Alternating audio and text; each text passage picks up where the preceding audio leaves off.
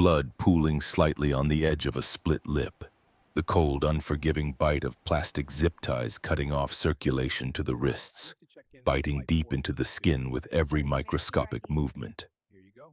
A claustrophobic sea of smartphones capturing the humiliation, holding the violence in digital amber for millions to consume. Yet, the dark eyes reflecting in those countless camera lenses hold no panic.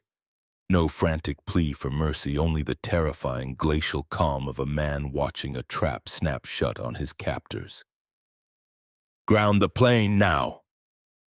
The voice does not shake, it does not plead, it commands with the absolute gravity of a falling mountain. The words echo in the narrow, pressurized cabin, slicing through the adrenaline and the outrage. But to understand the true weight of that command, to comprehend the seismic shift about to fracture the foundations of the commercial aviation industry, the clock must rewind. The anatomy of an injustice is never born in the moment of violence. It is meticulously constructed brick by brick through 1,000 quiet indignities. Manhattan dawn paints the skyline in bruised shades of violet and slate. David Brooks stands motionless by the floor-to-ceiling glass of his Tribeca penthouse, a silhouette carved against the waking city. At 45, he possesses the lean, coiled architecture of a man who has spent 2 decades navigating the treacherous currents of corporate warfare and emerged as the apex predator. Horizon Aviation, the empire he built from a single leased prop plane, now controls a fleet that shadows the globe. Today, the stakes are not measured in millions, but in the structural integrity of a legacy. Horizon is in the final stages of negotiating a massive multi-billion-dollar lease agreement to provide 50 state-of-the-art wide-body jets to Apex Airlines. It is a deal that will alter the market share of the entire hemisphere, but spreadsheets and quarterly projections only tell the sanitized version of a company's soul. Whispers have reached David's mahogany desk, persistent, troubling reports of a toxic corporate culture bleeding down through the ranks of Apex Airlines. Allegations of systemic bias, of customer service weaponized against minorities, of an operational hierarchy that rewards cruelty disguised as policy. A spreadsheet cannot confirm a cultural rot. To understand the true nature of the beast, one must walk into its cage without armor. The wardrobe selection is an exercise in strategic camouflage. Power doesn't need to shout when it holds the deed to the building.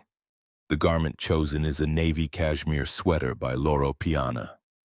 It bears no logos, no ostentatious hardware, nothing to announce its exorbitant cost to the untrained eye. It is woven from uncompromising wealth, designed to drape flawlessly over his broad shoulders, yet to the casual observer, it is merely a dark, simple pullover. Selvedge denim, dark and stiff, replaces the bespoke suits that usually define his public silhouette. Unmarked minimalist leather sneakers complete the uniform.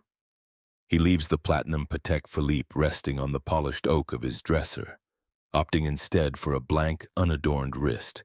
He is actively stripping away the universal signifiers of extreme wealth. He is becoming invisible. He is becoming a target. The descent into the city streets is a transition from the sanctuary of untouchable privilege to the gritty, unpredictable arena of the public sphere. The armored town car glides through the morning traffic, the tinted windows rendering the outside world a silent movie. Inside the cabin, David reviews the Apex Airlines dossier one final time on his encrypted tablet. The numbers are pristine, the profit margins aggressive, the leadership structure dominated by men who view passengers as raw cargo. William Davis, the regional director, has optimized the New York hub for ruthless efficiency, boasting record turnaround times. But the passenger complaint logs buried deep in the appendices tell a darker narrative, a pattern of discriminatory profiling, quietly settled out of court buried under non-disclosure agreements. David closes the tablet. The digital ghosts are about to become flesh and blood. John F. Kennedy International Airport Terminal 4. The chaotic, fluorescent-lit cathedral of modern travel. The town car slows to a halt at the curbside drop-off. The driver, a man who has protected David for 10 years, turns with a look of quiet concern, aware of the anomaly of his employer walking unescorted into the commercial terminal. "I will handle the luggage from here. Keep the encrypted line open." The driver nods, the heavy door thudding shut, severing the final tether to the world of billionaires. David steps onto the concrete. The roar of jet engines mixes with the shrill blasts of traffic whistles. He grasps the handle of his modest, scuffed leather duffel bag. He breathes in the scent of jet fuel and nervous sweat. The experiment begins. The first-class priority lane at the Apex Airlines check-in counter is cordoned off by thick crimson velvet ropes, a visual moat separating the elite from the masses. David approaches the entrance, the rolling wheels of his duffel moving smoothly over the terrazzo floor. The queue is empty, save for a single agent stationed behind the elevated podium. She is a woman in her late 30s, her uniform crisp, her name tag bearing the logo of a company she fiercely defends. As David steps onto the plush red carpet of the priority lane, her eyes snap up. The assessment is instantaneous and deeply flawed. Her gaze sweeps over the unmarked navy sweater, the denim, the lack of a designer monogram on the luggage, and finally settles on the color of his skin. The invisible calculus of prejudice runs its course in a fraction of a second. She steps out from behind the podium, physically inserting herself into the center of the lane, a human barricade against perceived trespassing. "The main cabin check-in is located in Zone C, down the hall to your left." The voice is rigidly polite, the kind of corporate courtesy designed to mask a profound disrespect. David halts, his posture relaxed, his expression an unreadable mask of absolute stillness. He reaches into the interior pocket of his jacket, extracting a thick physical boarding pass. He prefers paper. It provides an undeniable tactile reality to a transaction. "I am checking in for Flight 412, Seat 2A. He extends the boarding pass. The agent does not take it immediately. She looks at the piece of paper as if it might be contaminated, her brow furrowing in a display of theatrical suspicion. She slowly pinches the edge of the card, pulling it toward her, her eyes scanning the bold black ink. "Seat 2A, first class, priority. I need to see government-issued identification." The demand is standard protocol, but the delivery is laced with an accusatory edge, a subtle implication that the document in her hand must somehow be a forgery. David complies without a flicker of irritation. He hands over his passport. The agent returns to her terminal, her fingers striking the keys with unnecessary force. The typing goes on for entirely too long. She is digging, searching for a discrepancy, a canceled credit card, a glitch in the matrix that will validate her initial assumption. Was this ticket purchased through a third-party discount vendor? It was purchased directly through the Apex corporate portal. She sighs, a short, sharp exhalation of disbelief. Her eyes dart from the screen to his face, comparing the stoic features of the man standing before her with the profile of the high-net-worth individual the system insists he is. Prejudice is a debt collected in small, humiliating installments. She is determined to extract her payment. The system is flagging the billing zip code. I need the physical credit card used for the transaction to verify ownership of the ticket. It is a blatant escalation, a hurdle rarely erected for passengers matching the traditional demographic of the first-class cabin. David's pulse remains a steady, rhythmic drumbeat. He reaches into his pocket and withdraws a sleek, heavy card. It is entirely black, forged from anodized titanium, devoid of numbers or limits, bearing only his name, the American Express Centurion. He slides the heavy metal across the counter. The metallic clink against the laminate surface is surprisingly loud. The agent stares at the card. The cognitive dissonance is violently jarring. The card represents a level of wealth that eclipses the standard affluent traveler, a financial echelon that commands absolute deference. Her hands hesitate before touching it. She processes the card, the terminal glowing with immediate, unquestionable approval. Your boarding pass is verified. Proceed to security. She slides the passport and the metal card back across the counter, avoiding eye contact. There is no apology. There is no acknowledgement of the friction she just manufactured. She simply retreats behind her terminal, defeated by the plastic and metal reality of his status, but her underlying bias remains utterly intact. David secures his documents. He does not demand an apology. A quiet man in a loud room is either a fool or the architect, and David is currently drafting the blueprints for a demolition. The journey continues toward the TSA security checkpoint. The priority lane here is heavily populated, a stagnant river of anxious business travelers checking their luxury watches. David merges into the flow. The atmosphere is thick with the ambient stress of federal scrutiny. Ahead of him, a man in a rumpled gray suit breezes through the metal detector with a brief nod to the officers. David places his leather duffel onto the conveyor belt. He steps toward the millimeter wave scanner. The officer stationed at the machine, a thick-set man with a bored expression, suddenly straightens. As David steps onto the yellow footprints and raises his arms, the machine completes its sweep. The screen flashes green. Clear. Step aside, please. Random selection. The officer's voice is flat, devoid of emotion, a practiced authoritarian drone. David lowers his arms and steps out of the machine. He knows the statistics. He knows the algorithms of randomness. He watches as his duffel bag emerges from the X-ray tunnel. Another officer, this one younger with a tight, aggressive jawline, pulls the bag off the main belt and onto the stainless steel inspection table. Is this your bag, sir? It is. I need to perform a manual inspection. Do you have anything sharp, hazardous, or fragile inside? No. The officer unzips the duffel. The search is not perfunctory. It is a slow, deliberate dismantling of his privacy. The officer's gloved hands dig aggressively through the neatly folded garments. He pulls out the encrypted laptop, holding it up to the harsh fluorescent light, turning it over as if inspecting a smuggled artifact. He swabs the keyboard, the edges, the ports, placing the white cloth into the explosive trace detection machine. Turn on the device.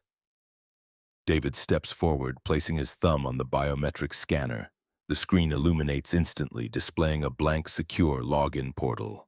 The officer stares at the screen, frustrated by the lack of personal data, the impenetrable wall of corporate security.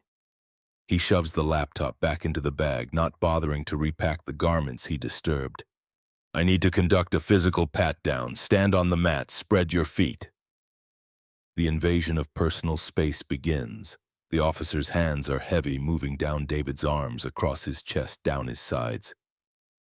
The touch is a fraction too firm, an assertion of physical dominance cloaked in the mandate of national security. The hands slide down the inseam of his denim, lingering near the waistband, pressing into the fabric. The unspoken assumptions hang toxic and heavy in the sterile, fluorescent air. Around them, other priority passengers, mostly white, mostly adorned in the standard uniform of corporate middle management, glance over. Their eyes hold a mixture of relief that they were not chosen and a quiet, insidious judgment, projecting their own internalized biases onto the black man being searched. They see a potential threat. They do not see the man who could buy the airline they are about to fly on and sell it for scrap. David breathes through it. His face remains impassive, a mask carved from obsidian. He catalogues the physical sensations, the precise nature of the friction. He is not merely enduring, he is auditing. This is the ecosystem Horizon Aviation is preparing to marry. It is an orchard of poisoned fruit, and he is walking through the center of the blight. You're clear. Collect your belongings. The officer steps back, already looking past David to the next passenger. David calmly repacks his duffel bag, folding the disturbed garments with meticulous precision. He slides the laptop into its protective sleeve. He shoulders the bag and walks away from the checkpoint, his stride unbroken, his dignity entirely unbreached. True authority wears patience like armor. The concourse is a sprawling artery of commerce and transit. High-end boutiques sit adjacent to crowded departure gates.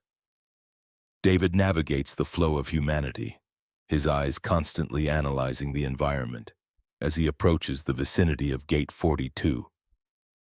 His attention is caught by a commotion near a premium coffee kiosk. A man in his early 50s wearing a sharp, tailored slate gray suit and a platinum Rolex is aggressively leaning over the counter, his face flushed with unearned indignation. "I ordered a flat white, perfectly 130 degrees. This is scalding. Are you completely incompetent? I am a Diamond Medallion member. I don't have time to wait for you to figure out how to steam milk." The barista, a young woman looking utterly overwhelmed, stammers an apology, her hands shaking as she reaches for a new cup. The man in the suit sneers, checking his watch with a theatrical flick of his wrist. This is Charles Montgomery, the VIP, the man who expects the world to bend to the gravity of his frequent flyer status. David watches the interaction from 20 feet away. He observes the casual cruelty, the weaponization of economic status to demean service staff. It is a specific type of rot, a sickness of entitlement. Montgomery snatches the replacement coffee without a word of thanks and pivots, marching down the concourse toward Gate 42. David follows at a distance. The ecosystem is fully revealing itself. The passengers, the staff, the security, every interaction is steeped in a rigid, unforgiving hierarchy. Gate 42 is a holding pen of exhausted travelers. The digital display above the door announces Apex Airlines Flight 412 to Los Angeles. The seating area is completely full. Passengers sit on the carpet leaning against structural pillars, devices tethered to limited power outlets. Behind the gate desk, 2 agents are furiously typing, occasionally announcing unintelligible updates over the crackling public address system. David finds an empty sliver of wall near the large plate glass window overlooking the tarmac. Below, the massive Boeing 777 sits attached to the jet bridge like a metal parasite.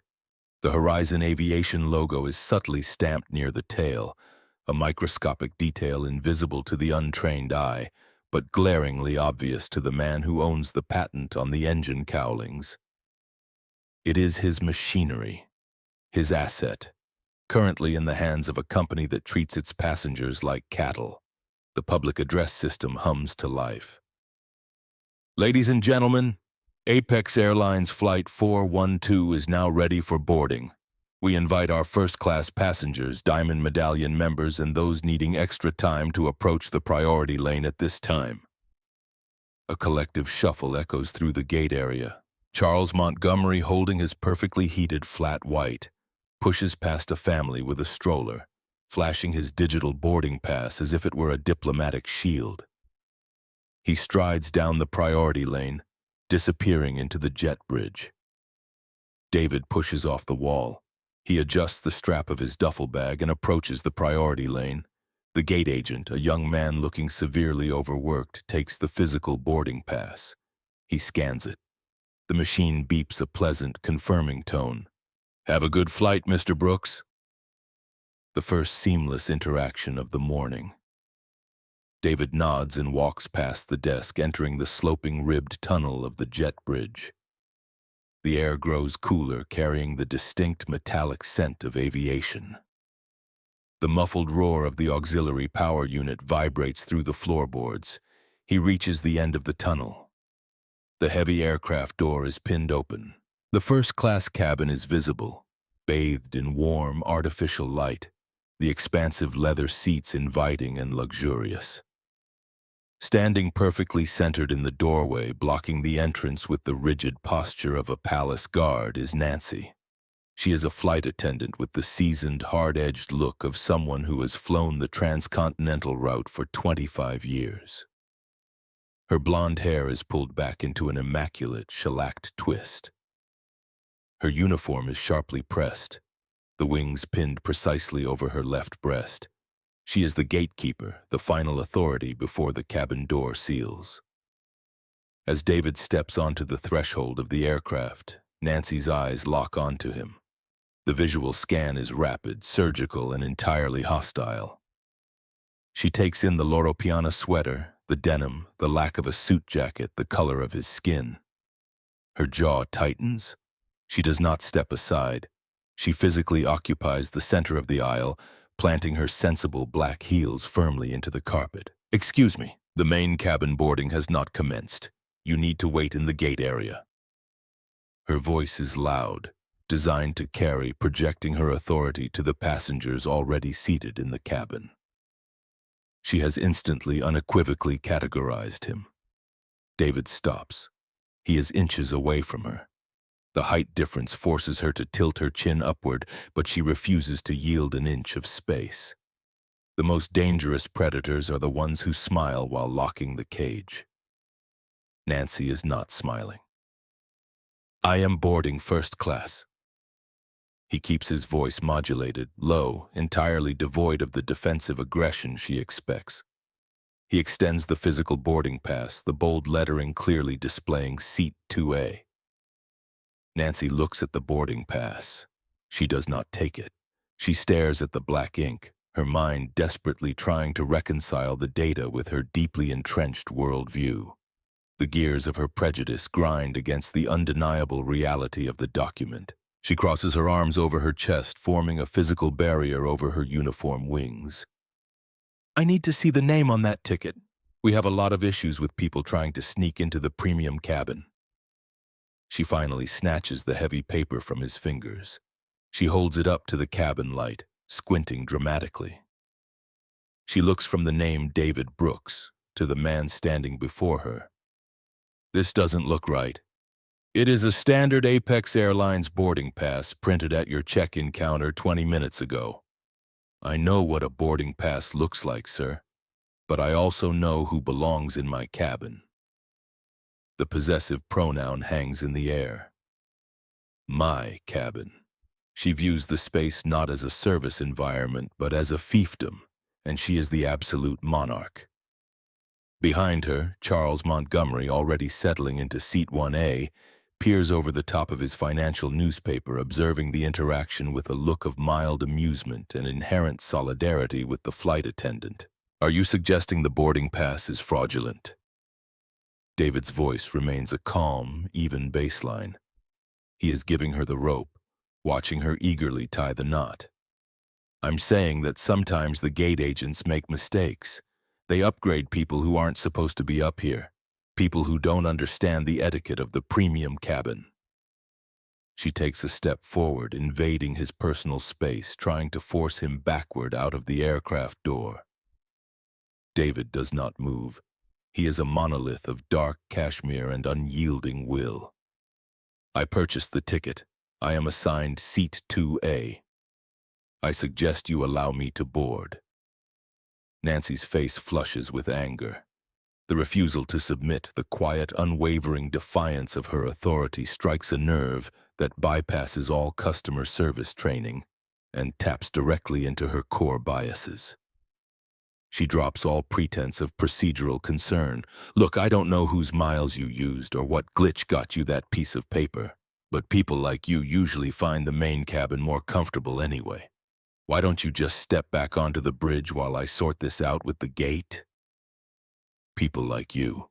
The words are a physical strike. They are the crystallization of every microaggression he has faced since stepping out of his penthouse. The check-in agent's suspicion, the TSA officer's heavy hands, all culminating in this woman blocking the aisle of an aircraft he legally owns. David looks down at Nancy, his eyes, usually cool and analytical, darken with the terrifying weight of absolute power held perfectly in check.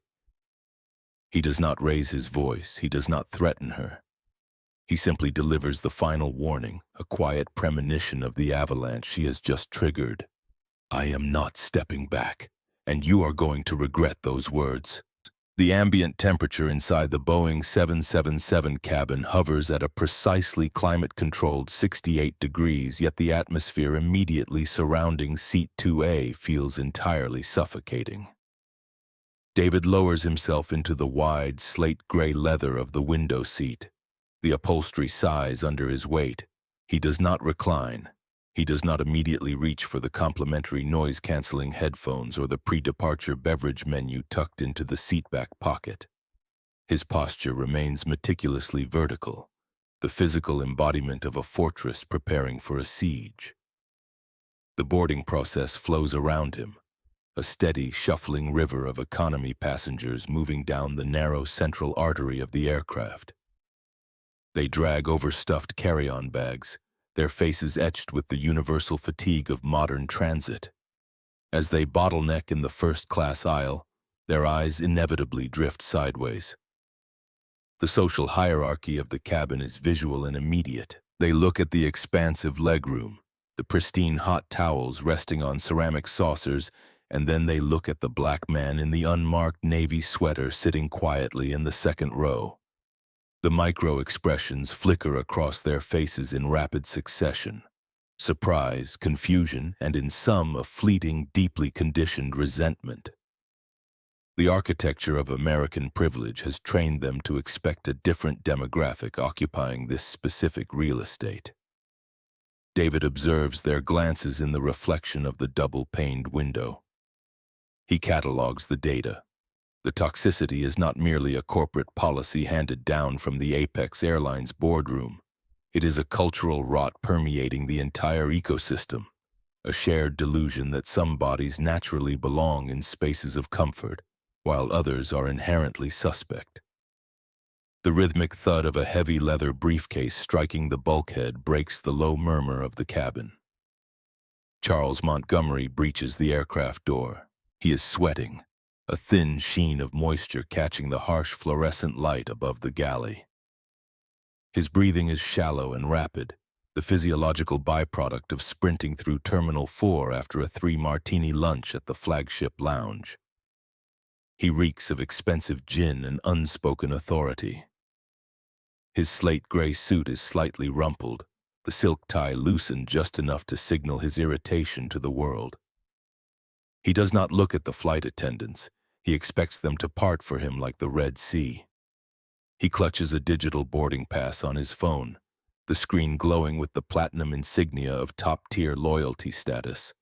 The heavy, aggressive footfalls stop abruptly beside row 2. Charles stares down at seat 2A. His brow furrows deeply, the skin folding over eyes that are bloodshot and incredulous. He looks at the empty seat 2B, then back to the window where David sits in absolute, unbothered silence. The geometry of the situation is unacceptable to the VIP. He checks his phone again, tapping the screen with a violent jab of his index finger. The heavy briefcase drops to the carpeted floor with a dull, entitled thud. "This is my seat."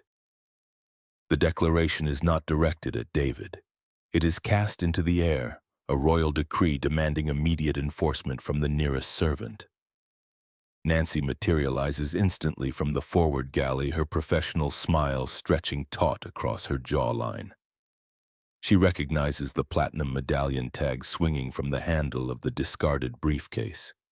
She recognizes the archetype. This is the customer Apex Airlines worships, the high-margin frequent flyer whose comfort dictates the operational tempo of the entire flight. "Mr. Montgomery, we were worried you might miss the departure." The apology in her tone is thick and syrupy.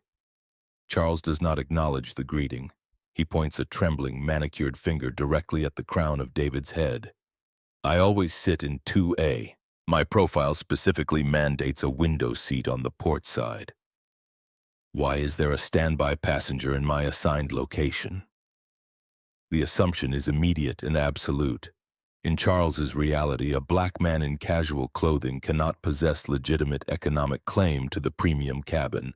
Therefore, he must be an operational error, a standby freeloader who slipped through the cracks of gate management. Nancy's eyes dart toward David.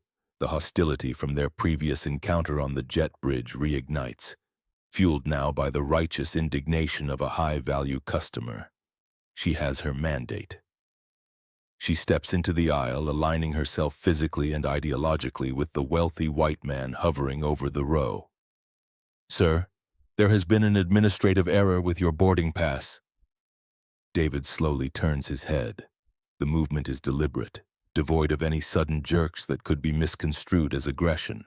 He meets Nancy's gaze, then shifts his eyes to Charles, taking in the flushed face, the aggressive posture, the smell of gin. He is dissecting the anatomy of their shared entitlement. The cashmere draped over his shoulders absorbs the chill of the overhead air vent. There is no error. I am seated in the location I purchased. Charles lets out a sharp, incredulous laugh, a sound that scrapes against the quiet hum of the cabin.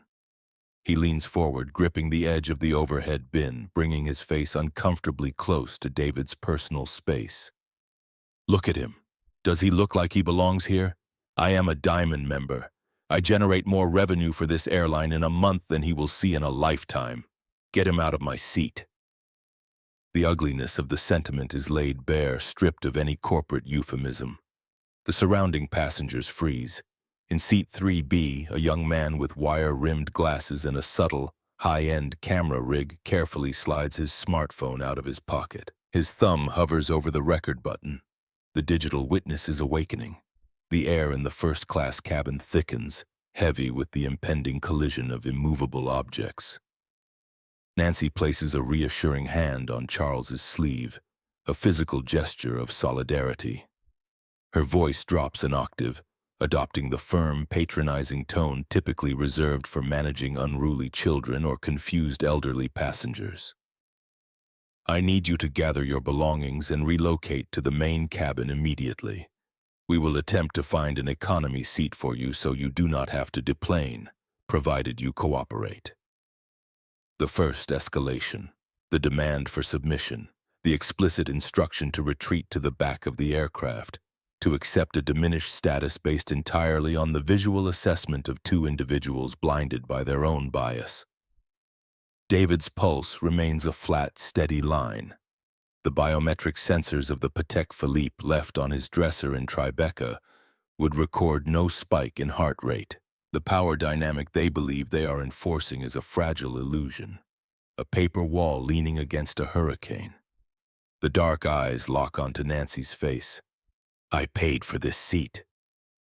The refusal is quiet, polite, and completely uncompromising.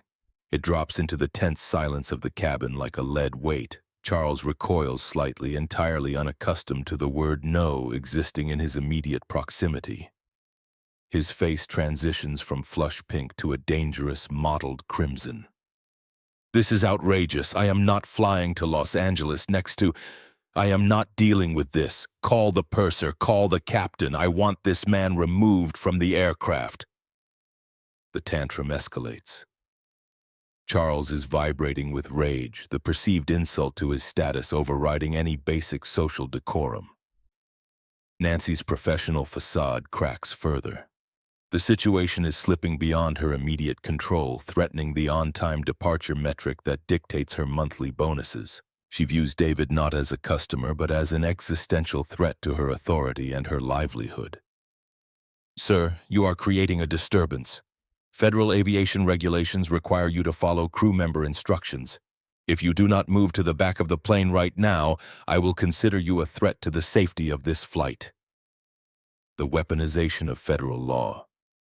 It is the ultimate trump card in the flight attendant's arsenal, designed to crush dissent through the terrifying prospect of government intervention. She is explicitly labeling him a danger, transforming a simple seating dispute into a matter of national security. The phrasing is intentional, pulling the trigger on the heaviest artillery she possesses. The passenger in 1A, a wealthy woman swathed in designer silk, aggressively turns the page of her magazine, loudly expressing her annoyance at the delay. She does not look at David. She looks at her Rolex. The bystander complicity ripples through the premium cabin. They want the friction erased.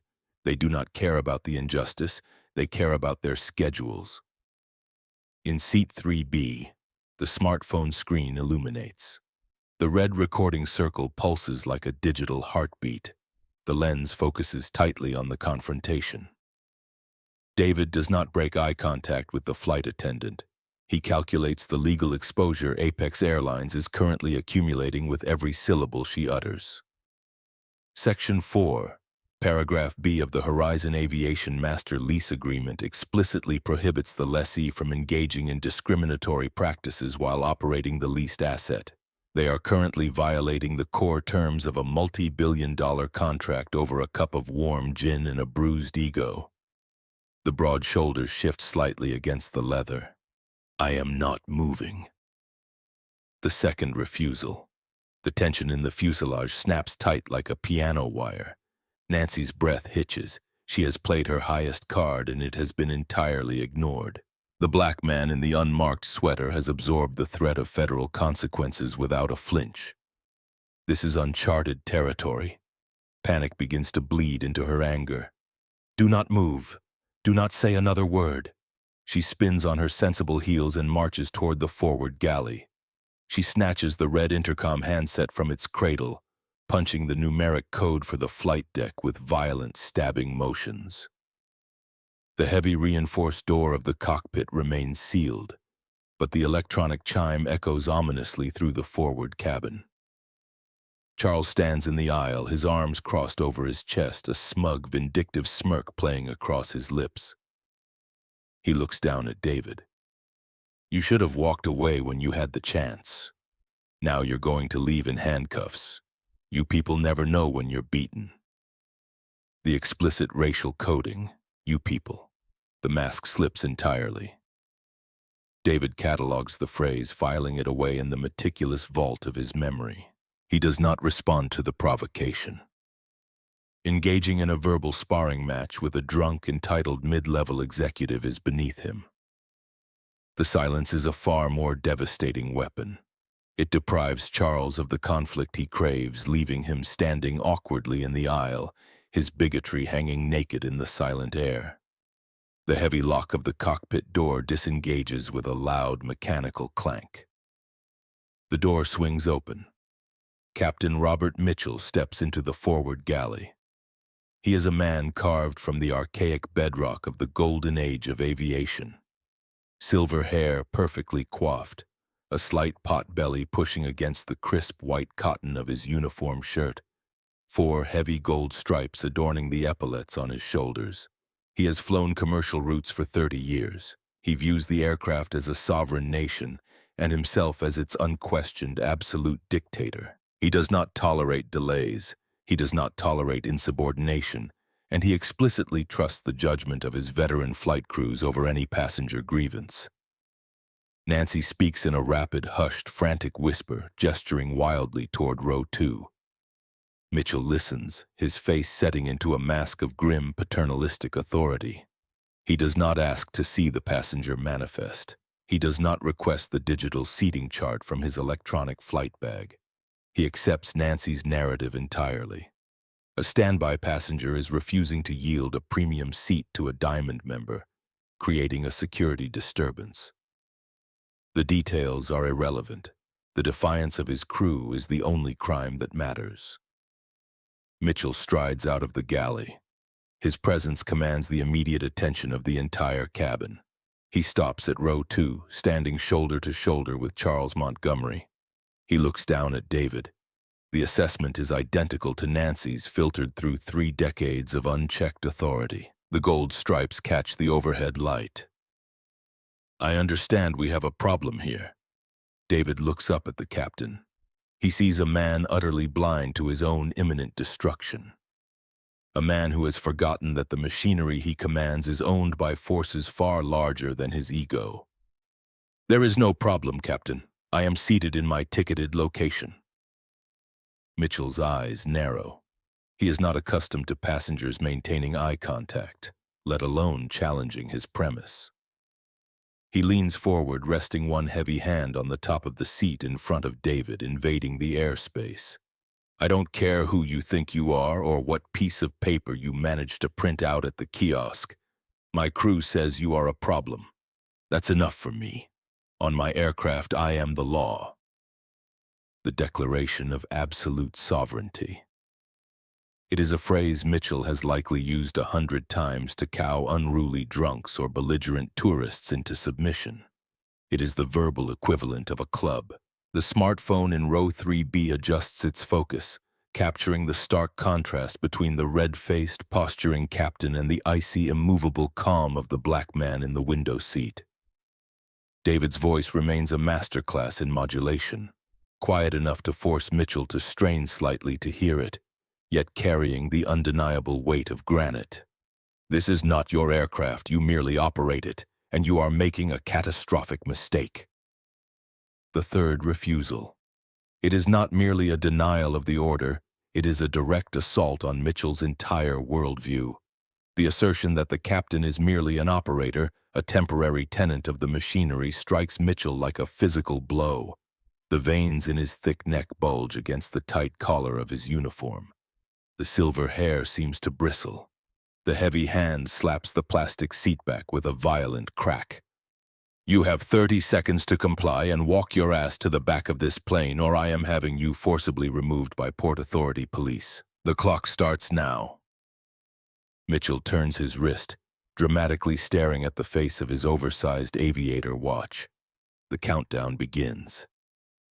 The silence in the cabin becomes absolute, a physical weight pressing against the eardrums. The air conditioning hums relentlessly.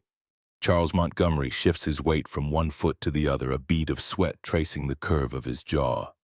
Even he senses the subtle shift in gravity, the terrifying absence of fear radiating from seat 2A.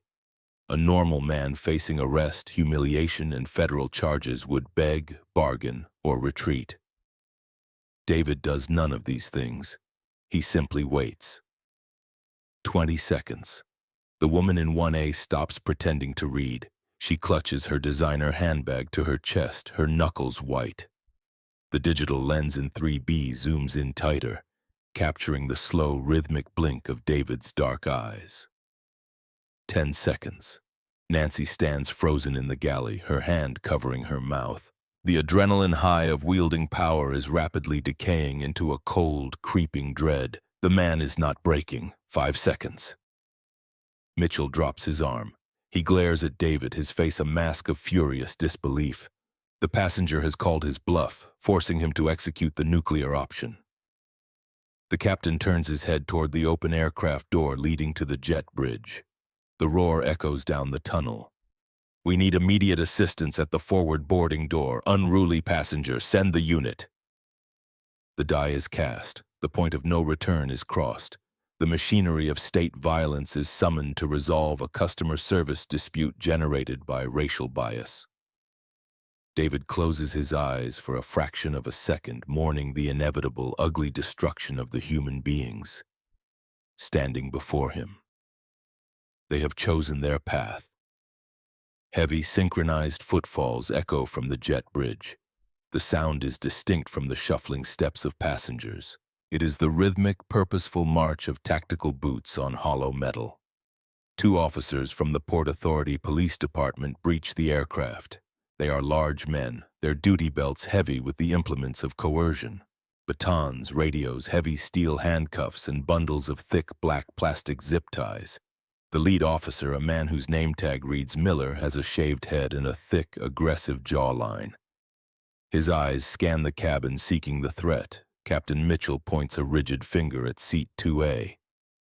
"This individual is refusing crew instructions, delaying the departure, and trespassing in the premium cabin. I want him off my plane."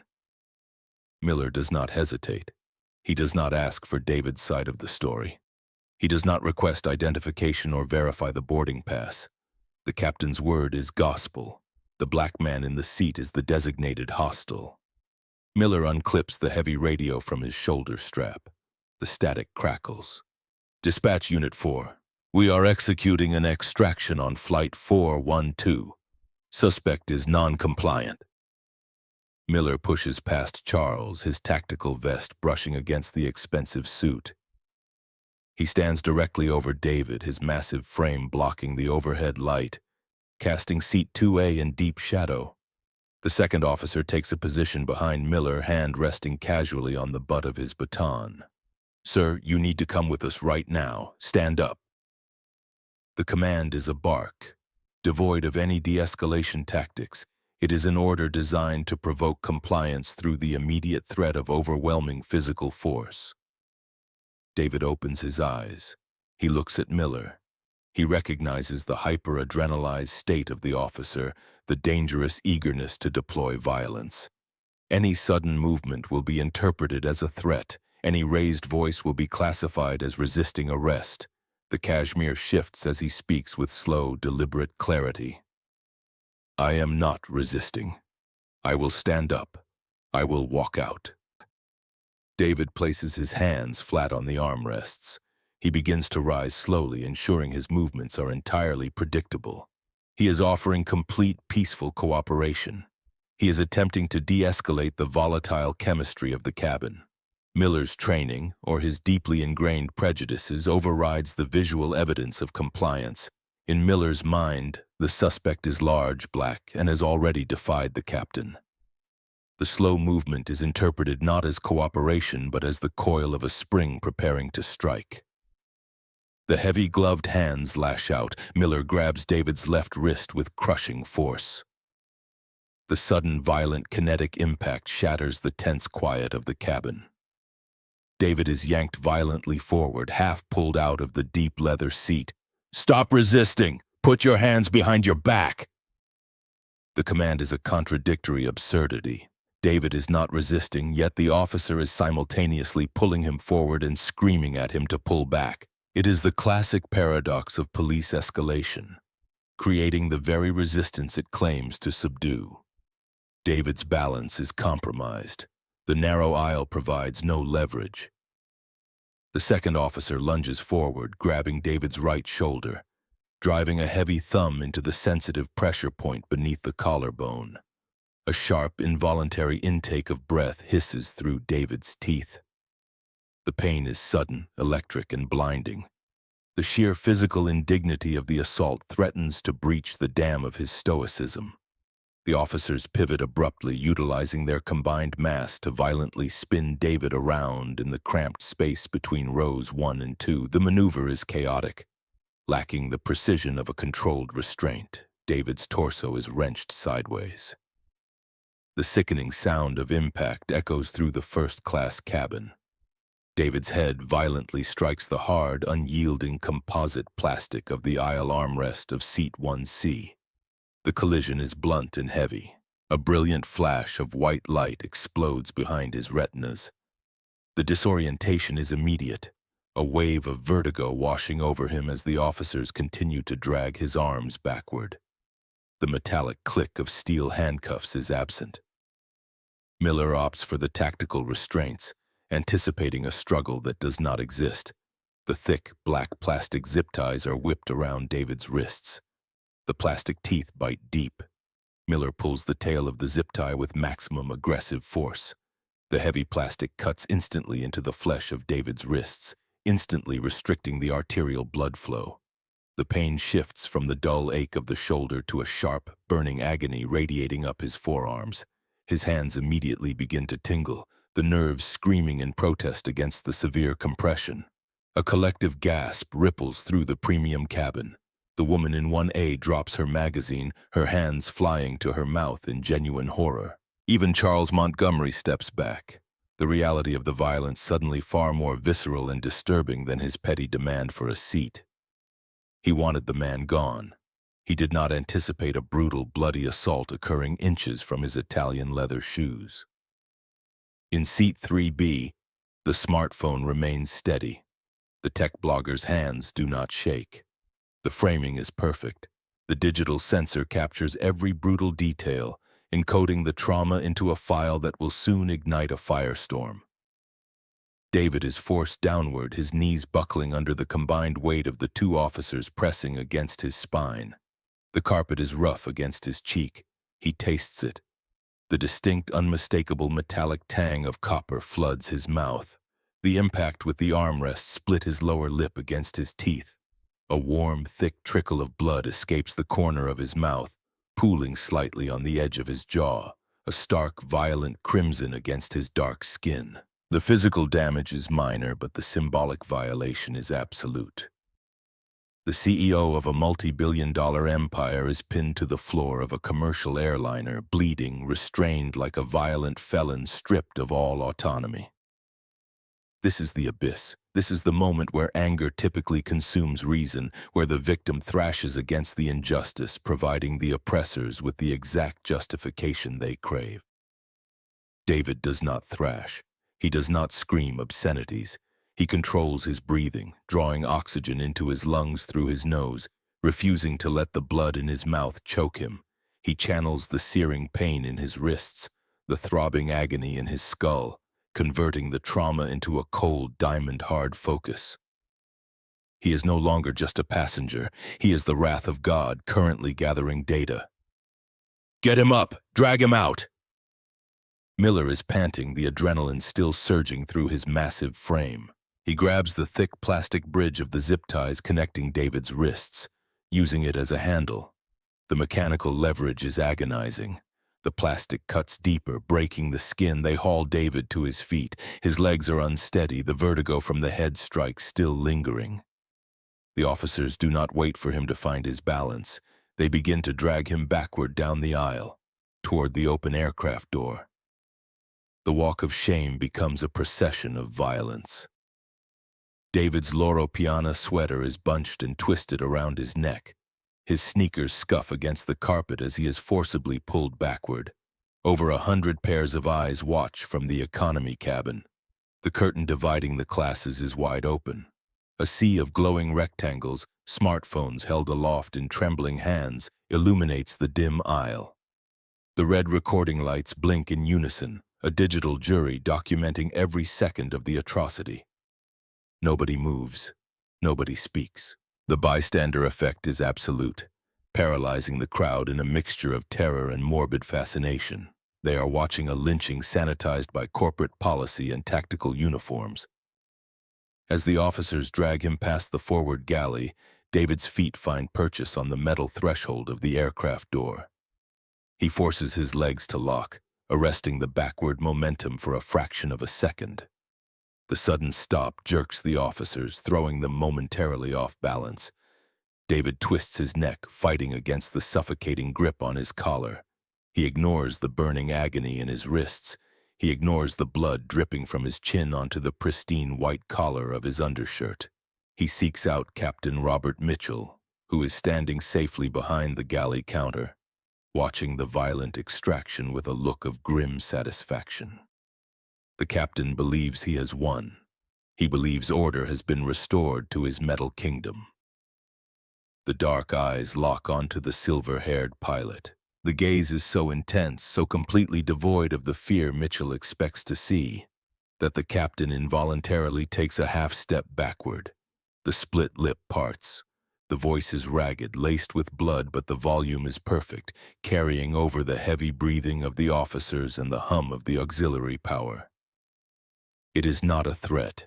It is a prophecy delivered with the absolute certainty of a man who controls the future. You just destroyed your own career.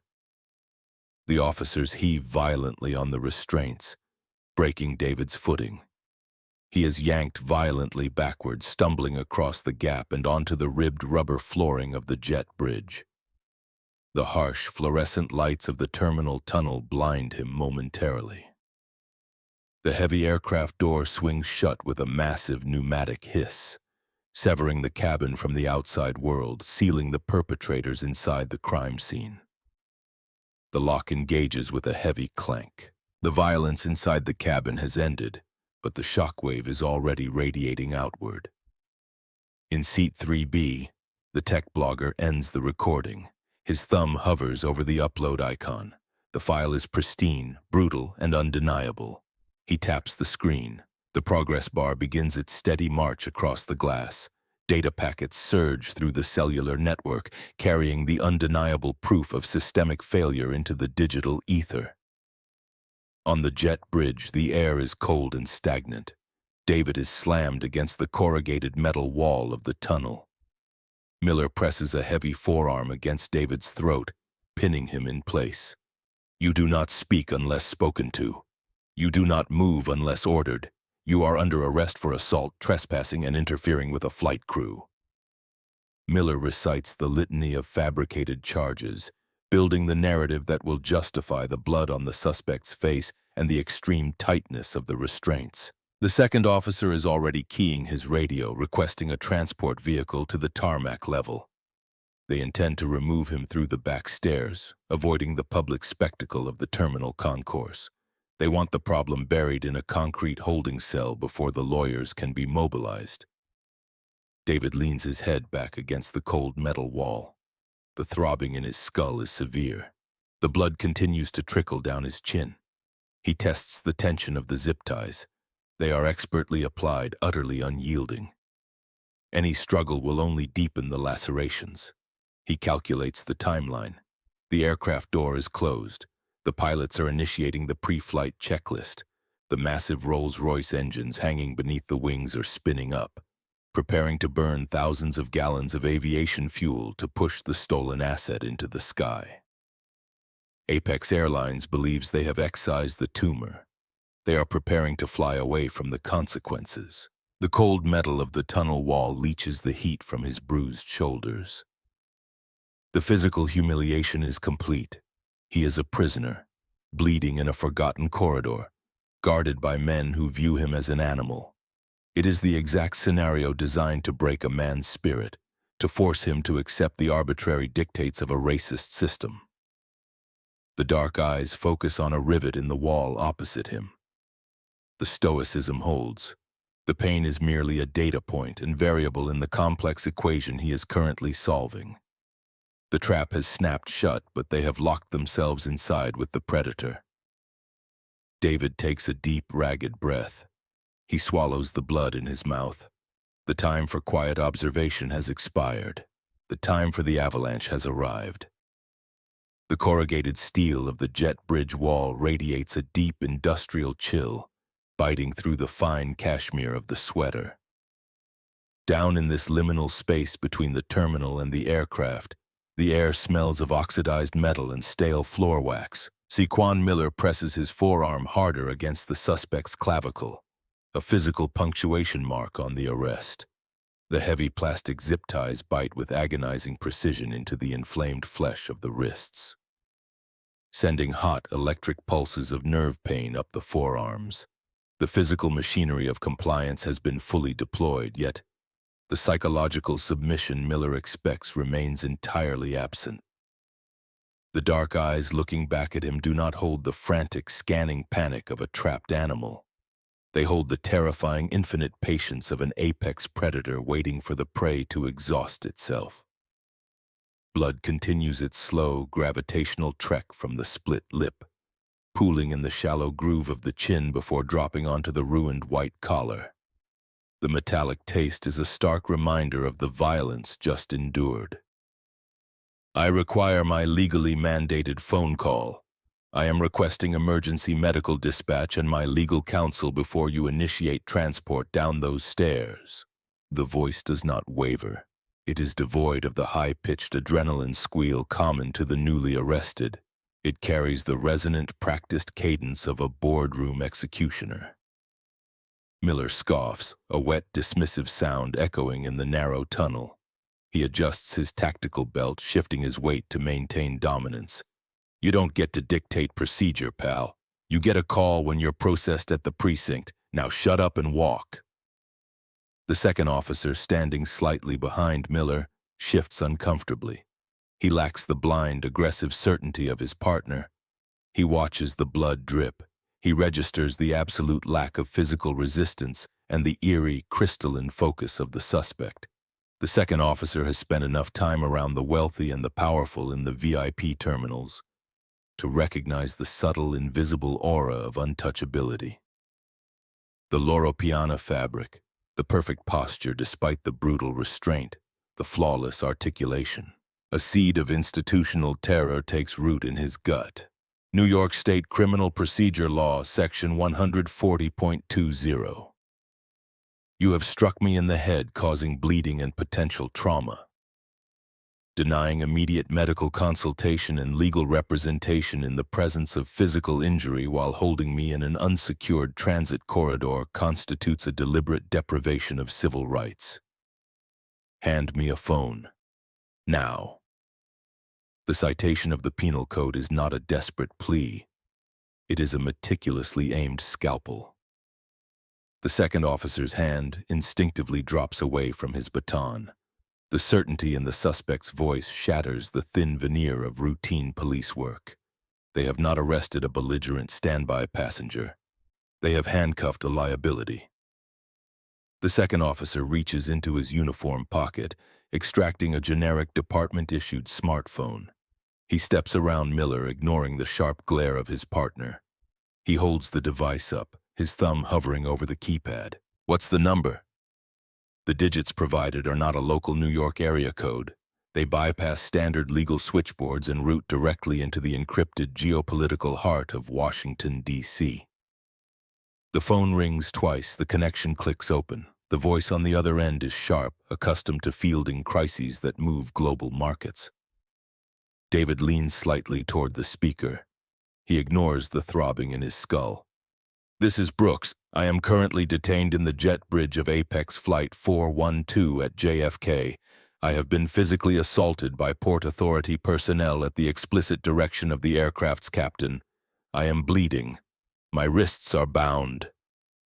A sharp intake of breath whistles through the tiny speaker. The silence that follows is not confusion. It is the sound of a massive, unseen bureaucratic war machine powering on. Ground the plane. Now. Halt all Apex departures from this hub until my team arrives. The connection terminates. David steps back from the phone, allowing his head to rest against the cold steel of the wall once more. He closes his eyes. The avalanche has been triggered. The snow is already falling. Beyond the sealed pneumatic door of the aircraft, the Boeing 777 pulses with mechanical life. Deep within the fuselage, the massive twin Rolls-Royce engines spool up, consuming gallons of volatile fuel, vibrating the floorboards of the first-class cabin. Captain Robert Mitchell sits in the left seat of the flight deck, his hands resting confidently on the thrust levers. The cockpit is a sanctuary of glowing dials, digital displays, and unquestioned authority. He has successfully purged his kingdom of an insubordinate element. The natural order is restored. JFK ground, Apex 412 Heavy, ready for taxi, holding short of Bravo. The radio crackles. Mitchell expects the standard clearance, the numerical runway assignment that will allow him to push back and lift off into the anonymity of the stratosphere. The response is delayed. 10 seconds stretch into 15. The first officer glances up from the navigational computer, a frown creasing his forehead. Apex 412 Heavy, JFK ground, negative clearance. You are ordered to hold position, shut down engines. Mitchell's hand tightens on the throttle. The command is absurd. He is fully fueled, fully boarded, and perfectly aligned with the departure schedule. Ground, Apex 412, we are cleared for pushback. We had a minor security delay, but the hostile passenger has been removed. We are ready to roll. The voice from the control tower drops its standard automated cadence. The human element bleeds through the radio frequency, thick with an undeniable, urgent panic. Negative. 412. This order is bypassing local. It is coming directly from the FAA Administrator's office. Your clearance is revoked. Your departure slot is canceled. Shut down all engines immediately and await the arrival of federal authorities. Do not open the cabin doors. The heavy thrust levers are pulled back. The deep, resonant hum of the Rolls-Royce engines begins to wind down, dying into a pitiful, whining sigh. The sudden silence in the cockpit is deafening. Mitchell stares at the radio console as if it has sprouted fangs. The FAA administrator does not ground individual commercial flights for unruly passengers. The administrator manages national airspace crises, terrorism, and catastrophic systemic failures. A cold, heavy stone of dread drops into the bottom of Mitchell's stomach. The absolute sovereignty of the captain ends the moment the federal government reaches into his cockpit and crushes his engines. Back in the premium cabin, the sudden cessation of engine noise acts as a massive acoustic vacuum. The white noise of the air conditioning is suddenly the only sound. Charles Montgomery pauses mid-sip, his plastic cup of pre-departure gin hovering near his lips. The sudden loss of forward momentum is deeply unsettling. He checks his platinum Rolex. They are burning precious time. Nancy stands in the forward galley, meticulously counting the inventory of warm, mixed nuts. The silence from the engines makes her skin crawl. She steps out from behind the curtain, looking down the aisle toward the sealed flight deck door. No chime, no intercom announcement, just a heavy, expectant void. In seat 3B, the digital realm is moving faster than the speed of sound. The tech blogger's video has finished uploading to the cloud. The algorithm has seized upon the explosive combination of high-definition corporate branding, visceral physical violence, and the stark, undeniable racial dynamics of the encounter.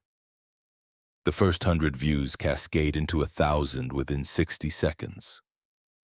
The retweets multiply exponentially. The server traffic spikes. Nancy's personal smartphone tucked into her uniform apron vibrates against her hip. She ignores it. It vibrates again, a continuous, frantic buzzing. She pulls the device out, hiding it behind the beverage cart. The lock screen is a waterfall of desperate notifications. Texts from colleagues on other flights, WhatsApp messages from union representatives, Twitter alerts. Are you the airline on 412? Get off the plane right now. Nancy, look at the front page of X. You're trending. She taps the glowing link. The video buffers for a microsecond before playing. The angle is devastatingly clear. It captures her patronizing smirk. It captures Charles Montgomery's venomous demand. And it captures the horrific, brutal takedown of the quiet man in the cashmere sweater. The blood is so vividly red against the blue carpet. The comment section beneath the video is a rolling inferno of public outrage. They just lynched a man in first class. Who is he? Why wasn't he fighting back? Look at the serial number on that jet. That's a Horizon Aviation lease. The smartphone slips from her trembling fingers, clattering onto the galley floor. The screen shatters, a spiderweb of cracked glass obscuring the digital nightmare. The power she wielded 5 minutes ago has evaporated, replaced by the terrifying realization that her face is currently being broadcast to millions of enraged jurors. Down in the concrete stairwell leading from the jet bridge to the tarmac, Miller receives the radio call. The transport van has been halted.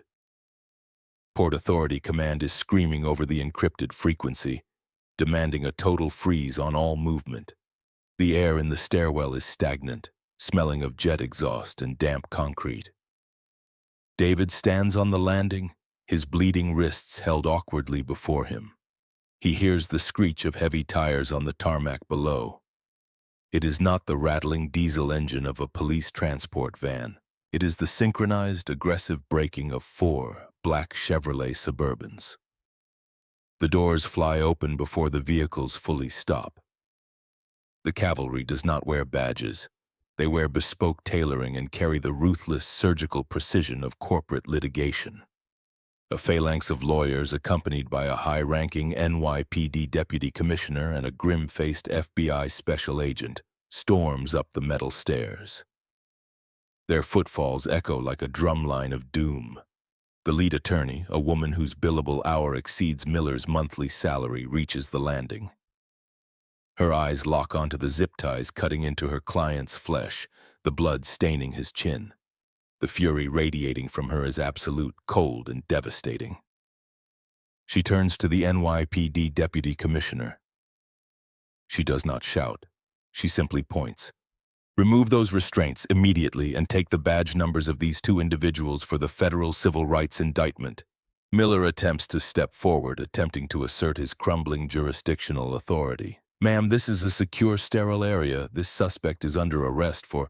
This man is David Brooks, Chief Executive Officer of Horizon Aviation, the legal owner of the $12 billion worth of machinery sitting on this tarmac.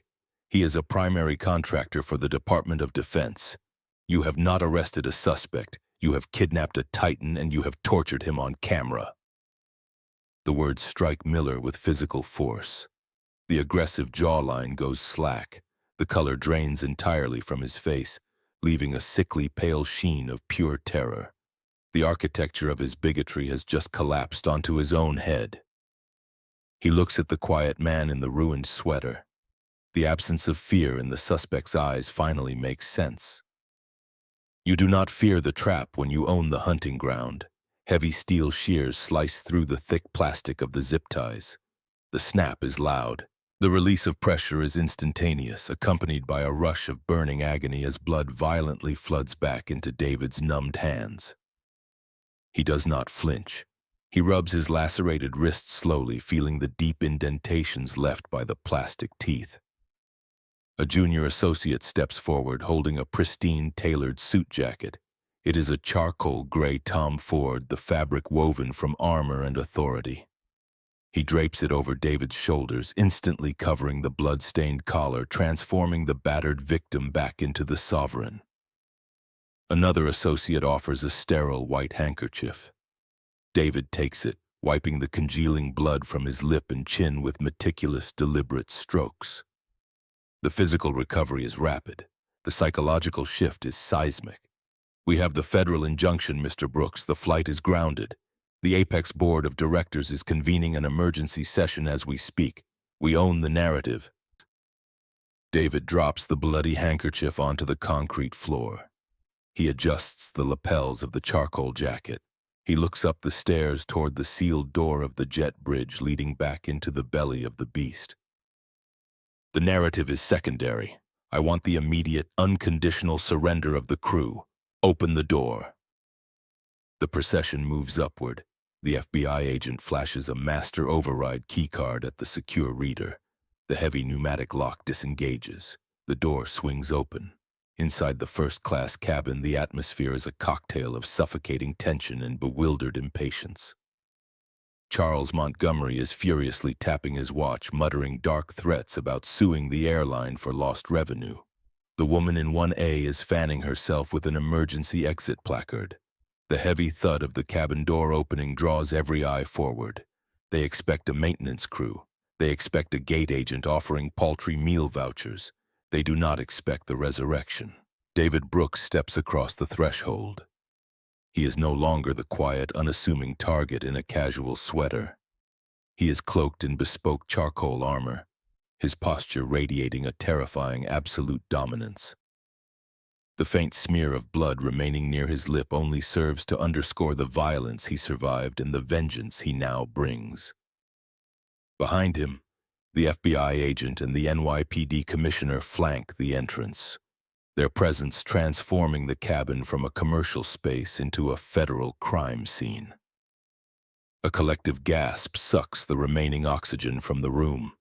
The tech blogger in 3B drops his phone. Charles Montgomery freezes, the gin sloshing over the rim of his plastic cup, staining his expensive trousers. He shrinks back into his oversized leather seat, instinctively trying to make his body as small as possible. The bully has realized the playground is rigged with landmines. Nancy is backed against the galley counter. Her knees tremble so violently they threaten to give way entirely. She stares at the man she just condemned to the tarmac. The ghost has returned to haunt the executioner. The flight deck door bursts open. Captain Mitchell storms out, his face purple with rage, demanding answers from the universe. He sees the federal agents, he sees the phalanx of suits, and then he sees David. What is the meaning of this? Who authorized you to board my aircraft? The arrogance of the pilot is the last structural pillar of the illusion to fall. David does not raise his voice. He walks slowly down the short aisle, stopping directly in front of the captain and the trembling flight attendant. He reaches into the interior pocket of the charcoal jacket. He withdraws the heavy anodized titanium card. He does not hand it to them. He lets it drop. The metal card clatters onto the hard surface of the galley counter. The sound is sharp, final, and devastating. The embossed lettering catches the harsh overhead light. David Brooks, Chief Executive Officer, Horizon Aviation. The silence in the cabin is absolute. The realization detonates in their minds, a slow-motion explosion tearing through 30 years of aviation experience, 25 years of customer service entitlement, and a lifetime of unchecked racial bias. They have not merely insulted a wealthy passenger, they have physically assaulted the overlord of their corporate existence. I am David Brooks. This fuselage, these engines, and the operational lease that allows your bankrupt company to masquerade as an airline belong to my corporation. The words are spoken with surgical precision, dissecting their remaining dignity with a rusted blade.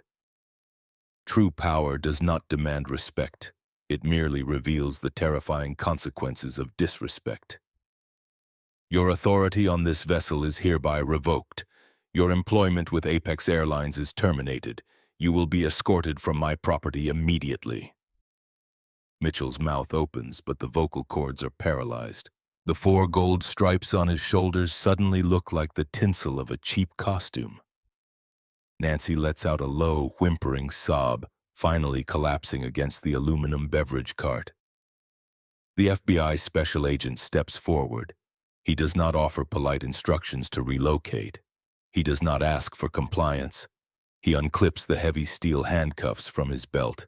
The metallic clinking is the loudest sound in the world. Robert Mitchell, you are under arrest for federal civil rights violations, assault, and filing false operational reports. Turn around and place your hands behind your back. The captain, the absolute dictator of the sky, is spun around violently. The steel cuffs ratcheting tightly around his wrists echo the exact violence inflicted upon David 20 minutes prior. A second agent steps over to the jet bridge, dragging a hyperventilating C. Quan Miller into the cabin. The Port Authority officer is already in handcuffs, his tactical belt stripped, his career reduced to ash. The perp walk begins. They are paraded down the narrow aisle. Past Charles Montgomery, who is pressing himself into the window, terrified the contagion of accountability might infect him. Past the tech blogger who has recovered his phone and is live streaming the ultimate devastating karma to an audience of 3 million people. Past the economy passengers who stare in stunned, vindicated silence as the architects of the abuse are dragged away in chains. David stands in the center of the premium cabin. The blood has dried. The restraints are gone. The machinery of justice, fueled by undeniable leverage, has ground the oppressors to dust. The injustice was born in the shadows of quiet indignities, but it dies under the searing, inescapable light of absolute power. The mahogany table of the Apex Airlines executive boardroom stretches for 40 feet, a polished altar to corporate hubris. William Davis, regional director, paces the length of the room, his silk tie loosened, his face a mask of desperate calculation. The viral video has eclipsed 20 million views in under 3 hours. The corporate stock price is currently in an uncontrolled freefall, erasing $1 billion in market capitalization since the opening bell. He needs a scapegoat. He needs to isolate the infection to the flight crew and shield the executive tier from the radioactive fallout of the public relations disaster. We terminate Mitchell and the flight attendant immediately. We issue a standard corporate apology citing isolated deviations from our core values. We bury this by Friday. The heavy oak doors at the end of the boardroom do not simply open. They are pushed wide by federal agents. David Brooks crosses the threshold. He does not wear the blood-stained sweater or the borrowed jacket from the jet bridge. He wears a bespoke midnight blue suit, the armor of a man who has arrived to completely dismantle an empire. He bypasses the empty chairs, walking directly to the head of the table, standing over the terrified Apex CEO, who currently sits frozen in absolute silence. There will be no standard apology, and you, William, will not be issuing any terminations. David slides a thick, leather-bound dossier across the polished mahogany. It stops precisely in front of Davis. The pages within contain the deeply buried customer complaint logs, the encrypted internal emails detailing the unwritten policy of prioritizing elite status over civil rights, the exact statistical proof of a toxic culture nurtured and violently protected by the regional director himself. Horizon Aviation is executing the moral turpitude clause in all of our active leasing agreements. Effective this exact second, Apex Airlines is in default. However, I will offer a singular, non-negotiable path to avoid immediate corporate liquidation. The dark eyes sweep across the terrified faces of the executive board. William Davis is fired. For cause. No severance package. No non-disclosure agreement. He leaves this building with nothing but the clothes on his back. The rest of you will sign the structural reform documents my legal team is currently distributing, or I will ground every single aircraft you lease from my company by midnight tonight. Davis opens his mouth, the instinct to argue warring with the cold reality of absolute defeat. The silence from the rest of the board is deafening. They are throwing him to the wolves to save their own lucrative stock options. The Titan has brought the entire infrastructure to its knees without raising his voice. The federal courthouse in the Southern District of New York smells of old wood, floor wax, and inevitable justice. The courtroom is packed to maximum capacity. A gallery of journalists, civil rights advocates, and 40 past victims of Apex Airlines' discriminatory practices. They sit in unified silence, a living mosaic of the trauma David Brooks is currently prosecuting. On the witness stand, the young tech blogger adjusts his wire-rimmed glasses. The massive television screen erected in the center of the courtroom pauses on a high-definition frame. The image is searing, Officer Miller's heavy knee driven into a pristine cashmere sweater, the dark red blood pooling on the composite plastic armrest of seat 1C. The defendant was completely compliant. He never raised his voice. He never resisted the arrest. They attacked him simply because the captain ordered it, and the captain ordered it because the flight attendant didn't like the color of his skin. The defense attorney for Robert Mitchell attempts to stand, moving to raise an objection about the witness determining psychological intent. But the federal judge silences him with a sharp, echoing strike of the gavel. The visual evidence is an insurmountable fortress. The video does not lie. The video does not carry inherent bias. It simply reflects the ugly, unvarnished truth of the assault. The jury returns their verdicts in less than 4 hours. Guilty on all counts: federal civil rights violations, aggravated assault, false imprisonment. The heavy clank of the bailiff's steel handcuffs echoes the exact terrifying sound that initiated the nightmare on Flight 412. Only this time the metal binds the wrists of the guilty. The scales of justice are not merely balanced, they are entirely shattered.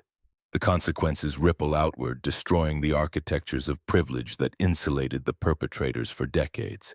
Robert Mitchell stands shivering in the freezing rain outside a desolate, neon-lit strip mall in Queens.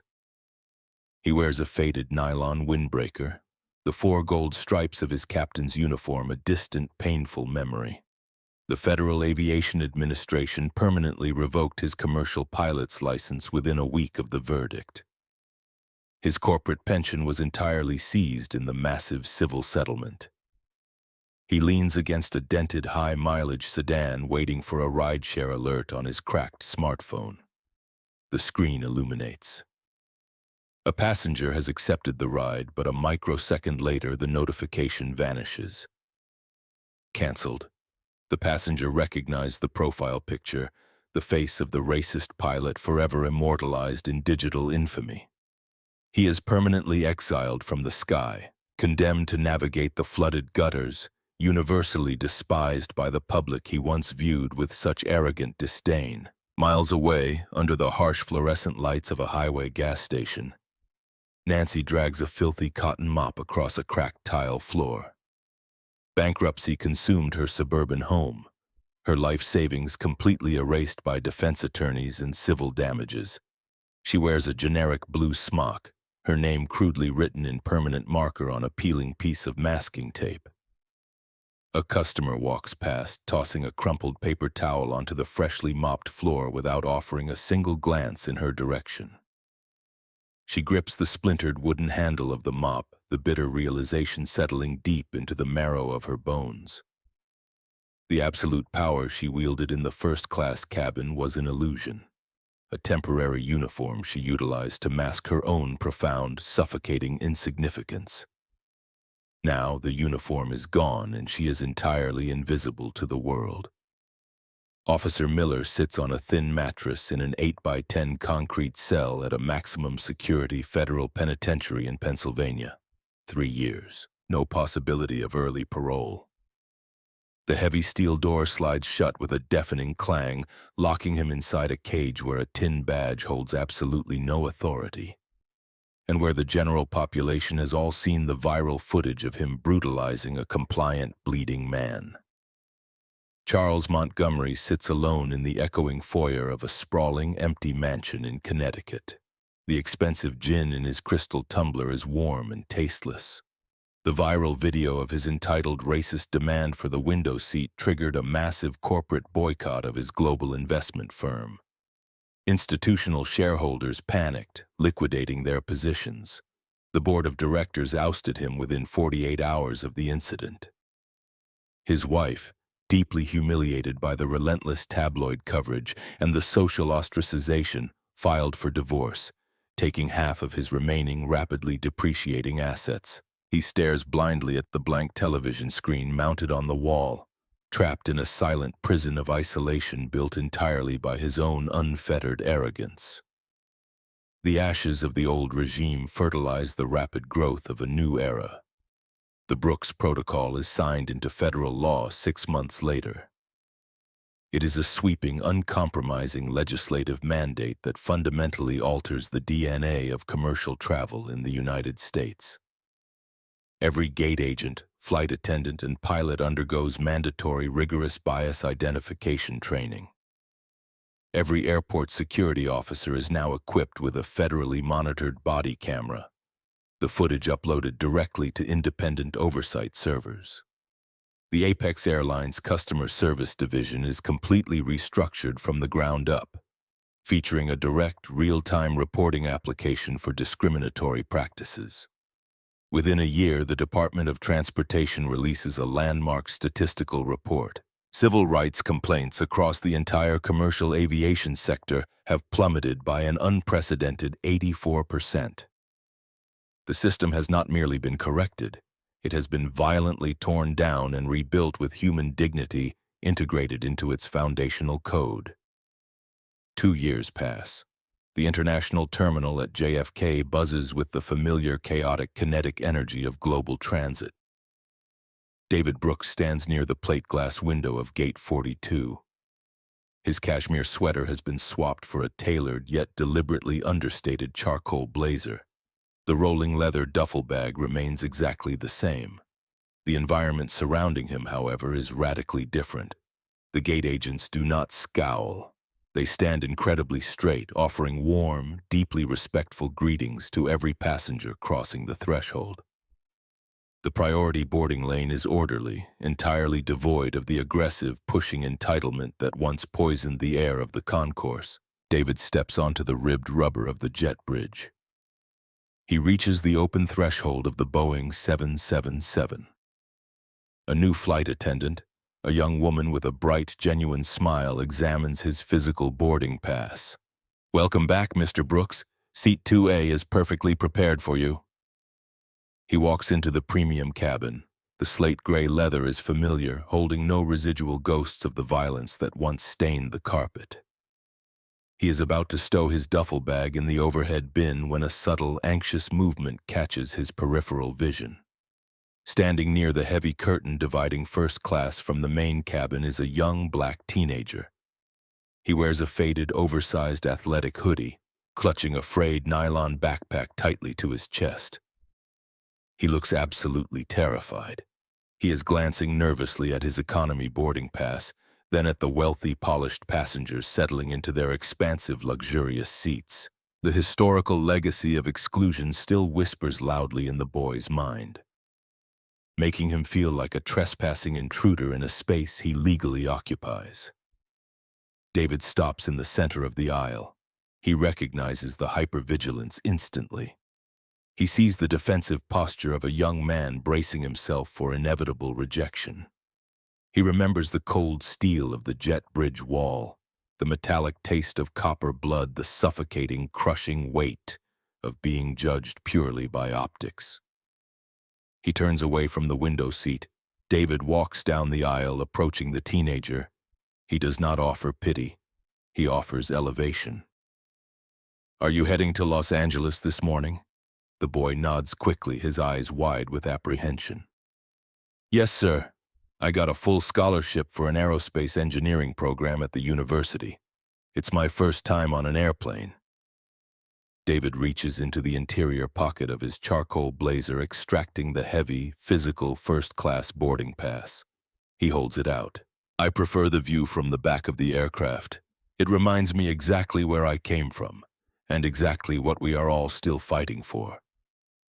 Take seat 2A. The engineering program will require you to be completely well-rested when you land. The boy stares at the printed paper, then at the quiet man in the blazer, his mouth falling open in stunned, absolute disbelief. David places the premium pass gently into the boy's hand, offering a firm, reassuring pat on the shoulder. If anyone, and I mean absolutely anyone, questions why you are sitting in that seat today, you look them directly in the eye and tell them David Brooks put you there. David walks past the heavy curtain, moving deep into the crowded, narrow rows of the economy cabin. He finds a middle seat, wedging his broad shoulders between a sleeping college student and a businessman furiously typing on a laptop. The physical space is incredibly cramped. The legroom is virtually non-existent. He leans his head back against the thin, synthetic cushion and smiles. True power is never defined by the expensive leather seat you occupy or the velvet priority lane you are permitted to walk down. True power is the absolute quiet certainty that you possess the ability to dismantle the machinery of injustice, to protect those who cannot protect themselves, and to rewrite the rules of the sky so that no one ever has to bleed for their dignity again.